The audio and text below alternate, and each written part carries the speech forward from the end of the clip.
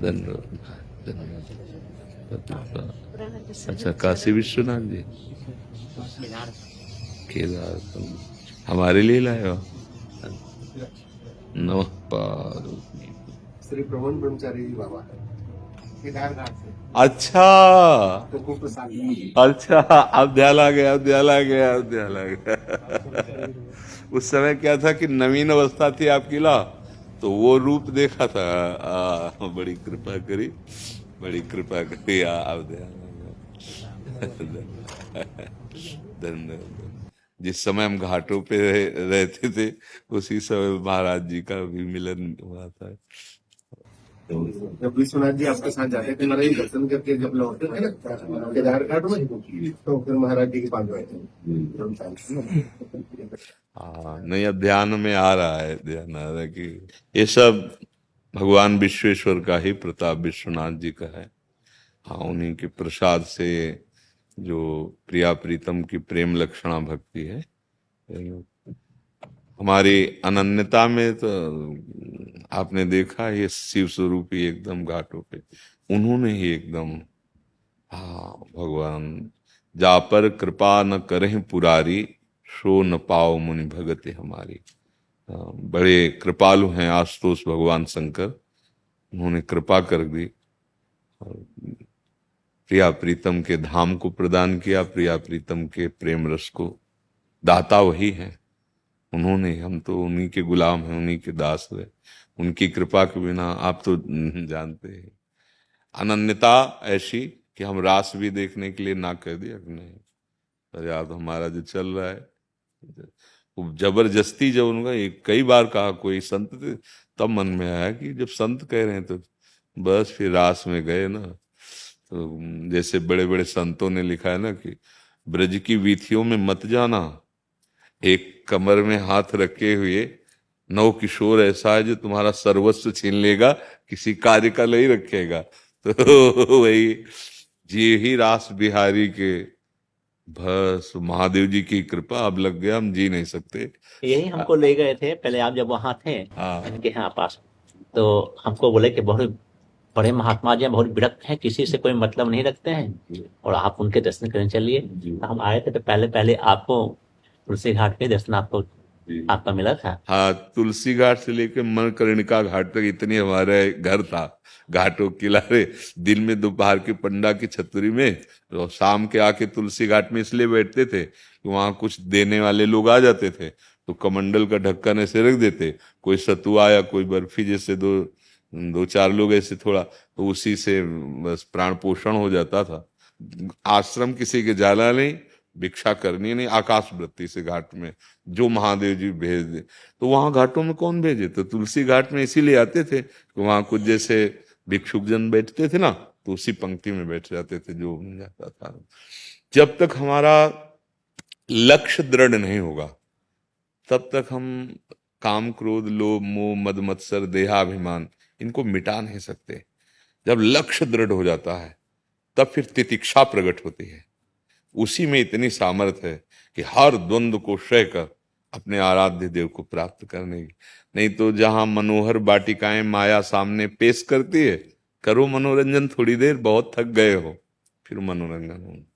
राम काज कीन्हे बिनु मोहि कहाँ विश्राम। जब तक भगवत साक्षात्कार नहीं, तत्व बोध नहीं, तब तक माया बाटिका में भ्रमण नहीं करना चाहिए। नहीं तो साधु का, साधक का, परमार्थ के पथिक का लक्ष्य भ्रष्ट हो जाना निश्चित हो जाता है। जहां मनोहर बाटिका माया सृजन की सामने कुछ न कुछ वासना तो रहती है ना, तो वो जो तरंग मात्र रहती है वो समुद्रवत हो जाती है, बहुत जल्दी फैल जाती है। तो इसीलिए इस उपासक को जब तक भगवत साक्षात्कार न हो जाए, मतलब चना भुन गया, उसमें अंकुरण होने का गुंजाइश नहीं रह गया, इस ऐसे नहीं, स्वात्मा रामम विषय मृग तृष्णाम भ्रमयति। जो आत्मा राम पुरुष हैं, वो विषय रूपी मृग तृष्णा में भ्रमित नहीं होते। एक बार आत्म तत्व का बोध या भगवत साक्षात्कार, दोनों एक ही स्थिति होती है। मम दर्शन फल परम अनुपा, जीव पाव निज सहज स्वरूपा। भगवान श्री राम जी कह रहे, जी भी मेरा साक्षात्कार हुआ, स्वरूप बोध हो गया, या स्वरूप बोध हो गया तो हो गया सब कुछ, वो एक ही है। आज के सत्संग में जैसे था, जैसे ब्रह्मभूत महापुरुष की स्थिति होती है, ब्रह्मभूता प्रसन्नात्मा न सोचति न कांक्षति, ऐसे ही महान भक्ति की स्थिति होती है। यत यत प्राप्य न किंचित वांछति न स्वेचत न सोचते न द्वेष्टि न रमते नोत्साही भवते। जिस परम प्रेम को प्राप्त होकर उसकी कोई चाह नहीं रह जाती, कोई सोच नहीं रह जाती, किसी से द्वेष नहीं रह जाता, कुछ भी प्राप्त हो न रमते न रमते, चाहे ब्रह्मा का पद के हो, न पारमेष्ठम न महेंद्रधिष्णम न सार्वभौमम न रसाधिपत्यम न योग सिद्धिर अपुनर्भवम वा, नहीं नहीं नहीं, न रमते नोत्साही भवत। ये तो स्थिति प्रेमी और ज्ञानी के लिए तो, हाँ। अब अगर हम इन दो स्थितियों को नहीं प्राप्त किए तो फिर महाबली ये हैं काम क्रोध लोभ मोह मद मत्सर, और ये फौरन अपना जाल फेंकेंगे और हमारे दौड़ते हुए कदमों को फंसा के गिरा देंगे। इसलिए जरूर जरूर ये जीवन अब मनोरंजन में नहीं, ये जीवन पूर्णता में होना चाहिए। जब बोध हो जाएगा खत्म खेल। अब विपक्ष पर विजय प्राप्त कर ली, स्वराज्य पर बैठा हुआ है, अब तो क्या है, अब तो शासन है उसका, प्रकृति उसके अधीन होती है। ब्रह्मबोध संपन्न महापुरुष की शरीर सेवा दासी की बात प्रकृति करती है, वो शरीर से तो परे है। ऐसे ही प्रेमी होता है, पांचों भूले देश सुधि छठे भावना रास की, वो देश शुद्ध विस्मृत किए हुए प्रकृति माता की तरह उसका पोषण करती है व्यवहार का, और वो अपने स्वरूप में स्थित रहता है। भक्त का भी स्वरूप है, इसमें भावना का स्वरूप होता है। जैसे आत्म तत्व है, इसका कोई स्वरूप नहीं है, क्यों काला है कि गोरा है कि वो उच्च है कि, जो आप भावना करेंगे इसका प्रभाव इतना, पावर इतना है, उसी में तन्मयता हो जाती है। जैसे पुरुष अब हो गए, हमारा स्वरूप थोड़ी है पुरुष। तो भक्त क्या करता है, प्रबल भावना करता है, अब वो विशुद्ध भावना है। दास एक ही तत्व है, दो नहीं है। भेद से अभेद और अभेद से भावात्मक भेद, क्योंकि अगर ये द्वैत बना रहा माया जनित तो काम बना नहीं। देखो गोपीजनों को अद्वैत स्थिति, गोपीजन अपने जित देखूं तित श्याममय है, कोई द्वैत रह गया क्या? तो जित देखूं तो इधर भी तो ना, वो स्वयं वर्णन करती स्थिति, कान भय प्राण में, प्राण भय कान में, ही में ना जान परे कान है कि प्राण है। ये तो इधर अंतर की दशा है, और बाहर जित देखो तित श्याममयी, एकाकार वृत्ति हो गई। अब प्रेम गलियत साकरिता में दो न समाये, एक स्थिति आई और जो भी बाहर निकला द्वैत से अद्वैत स्थिति, एकाकार ब्रह्म नहीं, माया नहीं, नहीं जीव नहीं काल, अपनी सुध न रही, एक रहे नंदलाल, कृष्णाकार वृत्ति। अब उस कृष्णाकार वृत्ति में दो दिखाई देंगे, दास और स्वामी, लेकिन उसका अस्तित्व नहीं है। मन कृष्ण, बुद्धि कृष्ण, चित्त कृष्ण, सर्वस्व कृष्ण, कृष्ण ही कृष्ण। केवल ढांचा दिखाई देगा पांच भौतिक मनुष्याकार, वो अंदर केवल भगवान विराजमान है।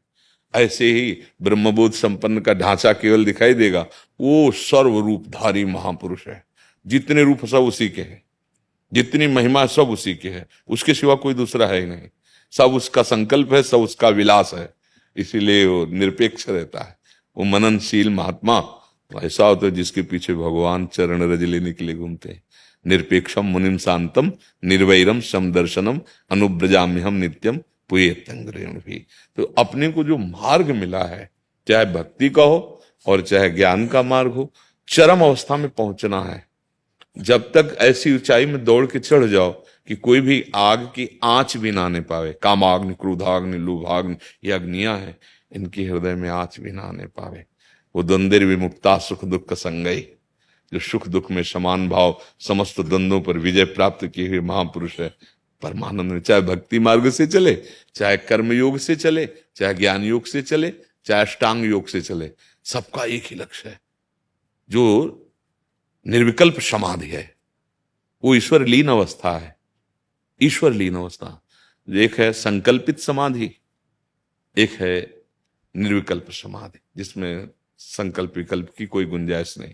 वो परमात्मा स्वरूप योगी हो जाता है, ऐसे ज्ञानी ब्रह्म स्वरूप हो जाता है। और भगवत भजन के प्रभाव से तस्मित तज्जने भेदाभावात, प्रभु और प्रभु के जन में भेद का अभाव है, वो भगवत स्वरूप हो जाता है, वो प्रेम स्वरूप हो जाता है। जब तक इस ऊंचाई पर ना पहुंच जाए तब तक कोई व्यवहार, कोई मित्रता, कोई पद, कोई योग्यता, ये सब अनर्थ का कारण बन जाएगी। कोई पद नहीं, जब तक अपने प्रभु का साक्षात्कार नहीं, अपने स्वरूप का बोध नहीं, तब तक नहीं। अपने लोग क्या करते, थक जाते हैं, विश्राम करने लगते हैं, बस घाटा हो जाता है, थकान महसूस हो जाती है, विश्राम, मनोरंजन वाटिका में कूद पड़ते हैं।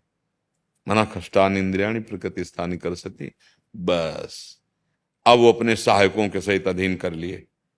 अब गुरु छुड़ा दे तो छुड़ा दे, नहीं तो ऐसे दलदल में फंस जाता है।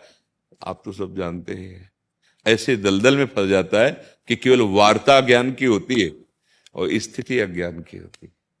तो परमानंद का अनुभव नहीं हुआ, जीवन व्यर्थ चला गया। वाचिक ज्ञान से ब्रह्मानंद का नायम आत्मा प्रवचने न लभ्या न मेधया न बहुना श्रुते न, वो तो अनुभूत होना चाहिए, अनुभूत। तो नई अवस्था में, जैसे अपने लोग तो नई अवस्था में पहले ब्रह्म साक्षात्कार, प्राणों का मोह छोड़ करके कूदना होता है इस मार्ग में। प्राणों, ब्रह्म साक्षात्कार, स्थूल सूक्ष्म कारण तीनों शरीरों का विस्मरण, अपने स्वरूप का बोध, तीनों शरीरों का विस्मरण, अर्थात त्रिभुवन में कुछ भी स्मृति न रह जाए, इतनी विवेक प्रचंड हो जाए कि सब भस्म हो जाए स्मृतियां। ऐसी भक्ति में मुरारी पादार्पित चित्त वृत्ति, सब क्रियाएं हो रही हैं लेकिन चित्त की एक एक वृत्ति श्री कृष्ण चरणों में। अब वो गंभीर मुद्रा में ममता और करुणा से रहित होता है जो ज्ञानी होता है, क्योंकि द्वैत में ही तो ममता और करुणा का बोध होता है। लेकिन प्रेमी अद्वैत स्थिति के आगे जो द्वैत, उसमें उसके केवल ममता और करुणा ही रहती है। ममता और करुणा, क्षण क्षण में रोता है, क्षण क्षण में हंसता है, क्षण क्षण में वो अपने समता सब संसार में और ममता श्यामा श्याम में, अगाध ममता केवल प्रिया प्रीतम में, और समस्त जगत में समत्व प्राप्त किए हुए वो महापुरुष कभी छिन छिन रुदन करंत, कभी याद में उनकी तड़प तड़प के रो रहा है तो ऐसा लगेगा कि जीवन हो गया, मिले नहीं। पर ऐसा नहीं, तन मन के बिछुरे नहीं और चाह बढ़े दिन रैन और कबहू संजोग न मानही देखे भरी भरी नयन। ये जो प्रेम मार्ग है ना, तन मन के बिछुरे, ना तन से दूरी और ना मन से दूरी, छिन छिन बिहरत संग, अपने आराध्य देव के साथ ही रहता है प्रेमी उपासक। तो उनके दर्शन से कभी गा रहा है, कभी नाच रहा है, कभी उनकी लीला देखकर हंसी आ रही, तो कभी अचानक भाव बदल गया और रोना शुरू हो गया, पूरा जीवन हो गया। हमें लगता है अब नहीं मिलेंगे क्या, और तन मन के बिछुरे नहीं। ये प्रेम, महाबली प्रेम का ऐसा प्रभाव कि विस्मृति में डाल दिया, कभी नहीं मिलेंगे, चिल्ला चिल्ला के रोना शुरू। अचानक फिर रूप माधुरी जागृति, कृत्यता का अनुभव करते, समाधिस्थ है, शांत। फिर देखा वो मुस्कुरा रहे, गा रहा है, उनको रिझाने के लिए नाच रहा है। ऐसी जैसे अवधूत शिरोमणि ब्रह्म बोध संपन्न महापुरुष की स्थिति है। कभी वो फुटपाथ में भी पड़ा हुआ, कभी राजमहलों में पड़ा हुआ है, उसको इससे कोई शरीर कभी पूजा कर रहा है, कोई जो नहीं महिमा जानते। देखो सुखदेव जी जब पधारे ना परीक्षित जी के पास, तो कुछ कंकड़ पत्थर मारने वाले भी पीछे लगे हुए थे। जब उन्होंने देखा इतने बड़े बड़े महापुरुष इनका आदर करे तो जरूर कोई नहीं तो समझ में आ रहे थे पागल हैं, क्योंकि दिगंबर थे और अपनी ब्रह्मबोध अवस्था में डूबे हुए थे। तो नई अवस्था में जब भगवत मार्ग में कदम रखे तो सबसे पहला कार्य करे, इंद्रियों को निर्विषय कर दे, मन को निसंकल्प कर दे और तन को लौकिक क्रियाहीन कर दे। तभी तो फिर अपने स्वरूप में आने का रास्ता खुलता है। और एक बार अपने स्वरूप का बोध कर लिया, बस हो गए। हमें बहुत अच्छा लगा आपके दर्शन से, क्योंकि उस समय भी